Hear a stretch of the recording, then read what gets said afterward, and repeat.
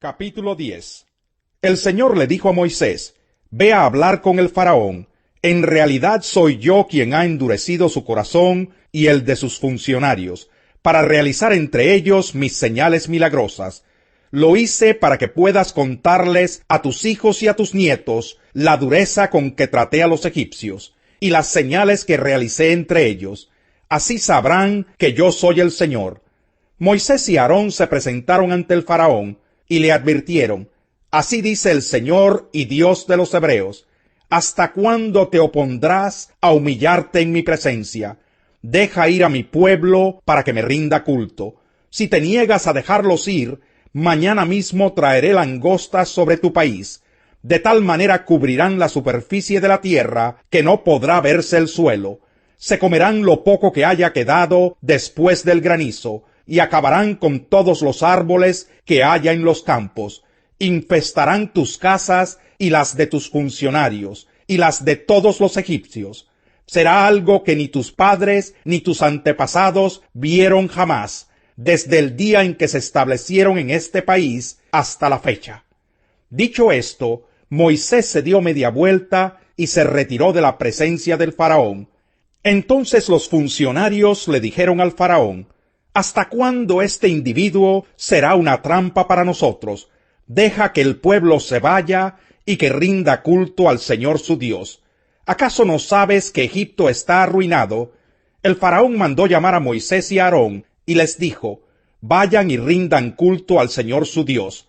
Tan solo díganme quiénes van a ir. Nos van a acompañar nuestros jóvenes y nuestros ancianos, respondió Moisés.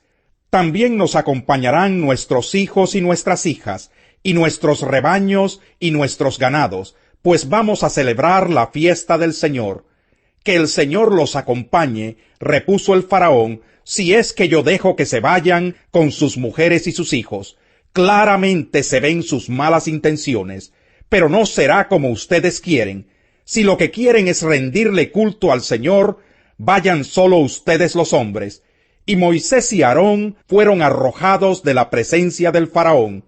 Entonces el Señor le dijo a Moisés: Extiende los brazos sobre todo Egipto, para que vengan langostas y cubran todo el país, y se coman todo lo que crece en los campos y todo lo que dejó el granizo.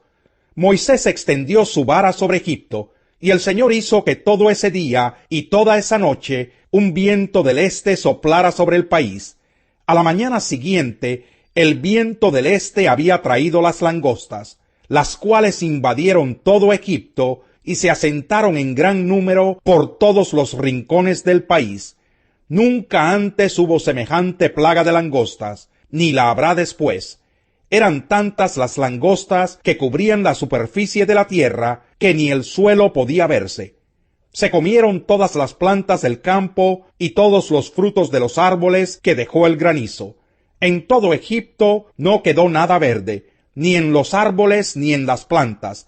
A toda prisa mandó llamar el faraón a Moisés y a Aarón, y admitió: He pecado contra el Señor su Dios y contra ustedes.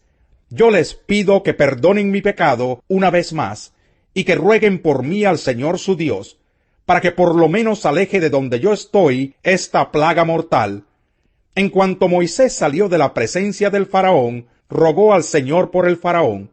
El Señor hizo entonces que el viento cambiara, y que un fuerte viento del oeste se llevara las langostas y las echara al mar Rojo. En todo Egipto no quedó una sola langosta, pero el Señor endureció el corazón del faraón, y éste no dejó que los israelitas se fueran.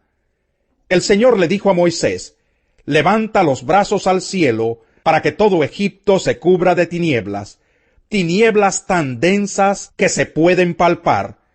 Moisés levantó los brazos al cielo, y durante 3 días todo Egipto quedó envuelto en densas tinieblas. Durante ese tiempo los egipcios no podían verse unos a otros, ni moverse de su sitio. Sin embargo, en todos los hogares israelitas había luz. Entonces el faraón mandó llamar a Moisés y le dijo: Vayan y rindan culto al Señor. Llévense también a sus hijos, pero dejen atrás sus rebaños y sus ganados.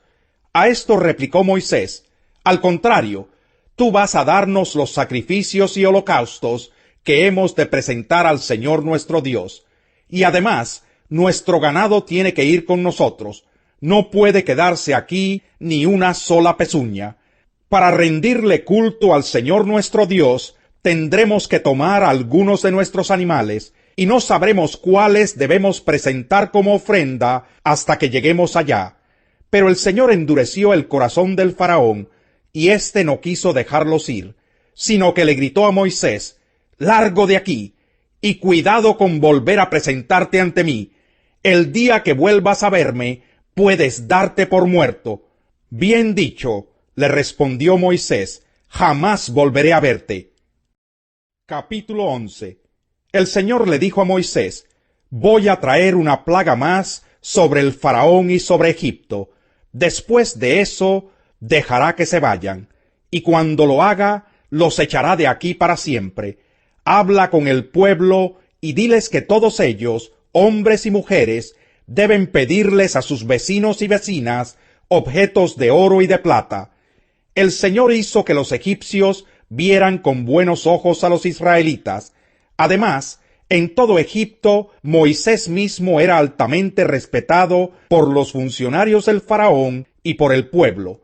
Moisés anunció: «Así dice el Señor, hacia la medianoche pasaré por todo Egipto, y todo primogénito egipcio morirá, desde el primogénito del faraón, que ahora ocupa el trono, hasta el primogénito de la esclava que trabaja en el molino, lo mismo que todo primogénito del ganado. En todo Egipto habrá grandes lamentos, como no los ha habido ni volverá a haberlos. Pero entre los israelitas ni los perros le ladrarán a persona o animal alguno. Así sabrán que el Señor hace distinción entre Egipto e Israel. Todos estos funcionarios tuyos vendrán a verme, y de rodillas me suplicarán: vete ya con todo el pueblo que te sigue. Cuando esto suceda, me iré». Y ardiendo de ira, salió Moisés de la presencia del faraón, aunque ya el Señor le había advertido a Moisés que el faraón no les iba a hacer caso, y que tenía que ser así para que las maravillas del Señor se multiplicaran en Egipto. Moisés y Aarón realizaron ante el faraón todas estas maravillas, pero el Señor endureció el corazón del faraón, y éste no dejó salir de su país a los israelitas. Capítulo 4. Entonces, ¿qué diremos en el caso de nuestro antepasado Abraham? En realidad, si Abraham hubiera sido justificado por las obras, habría tenido de qué jactarse, pero no delante de Dios. Pues, ¿qué dice la Escritura? Le creyó Abraham a Dios, y esto se le tomó en cuenta como justicia.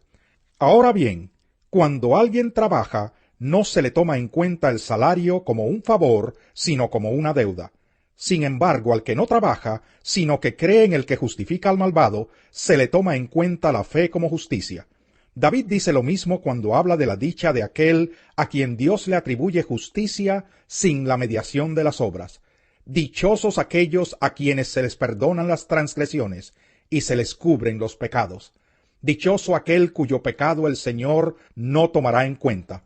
¿Acaso se ha reservado esta dicha solo para los que están circuncidados? ¿Acaso no es también para los gentiles? Hemos dicho que a Abraham se le tomó en cuenta la fe como justicia. ¿Bajo qué circunstancias sucedió esto? ¿Fue antes o después de ser circuncidado? Antes y no después. Es más, cuando todavía no estaba circuncidado, recibió la señal de la circuncisión como sello de la justicia que se le había tomado en cuenta por la fe. Por tanto, Abraham es padre de todos los que creen, aunque no hayan sido circuncidados, y a estos se les toma en cuenta su fe como justicia.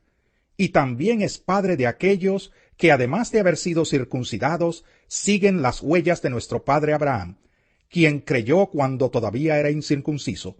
En efecto, no fue mediante la ley como Abraham y su descendencia recibieron la promesa de que él sería heredero del mundo, sino mediante la fe, la cual se le tomó en cuenta como justicia. Porque si los que viven por la ley fueran los herederos, entonces la fe no tendría ya ningún valor y la promesa no serviría de nada. La ley, en efecto, acarrea castigo, pero donde no hay ley, tampoco hay transgresión. Por eso la promesa viene por la fe, a fin de que por la gracia quede garantizada para toda la descendencia de Abraham. Esta promesa no es sólo para los que son de la ley, sino para los que son también de la fe de Abraham, quien es el Padre que tenemos en común delante de Dios, tal como está escrito: te he confirmado como Padre de muchas naciones. Así que Abraham creyó en el Dios que da vida a los muertos y que llama las cosas que no son como si ya existieran. Contra toda esperanza, Abraham creyó y esperó, y de este modo llegó a ser padre de muchas naciones, tal como se le había dicho: así de numerosa será tu descendencia. Su fe no flaqueó, aunque reconocía que su cuerpo estaba como muerto, pues ya tenía unos 100 años y que también estaba muerta la matriz de Sara. Ante la promesa de Dios, no vaciló como un incrédulo, sino que se reafirmó en su fe y dio gloria a Dios, plenamente convencido de que Dios tenía poder para cumplir lo que había prometido. Por eso se le tomó en cuenta su fe como justicia, y esto de que se le tomó en cuenta no se escribió solo para Abraham, sino también para nosotros. Dios tomará en cuenta nuestra fe como justicia, pues creemos en aquel que levantó de entre los muertos a Jesús nuestro Señor. Él fue entregado a la muerte por nuestros pecados y resucitó para nuestra justificación.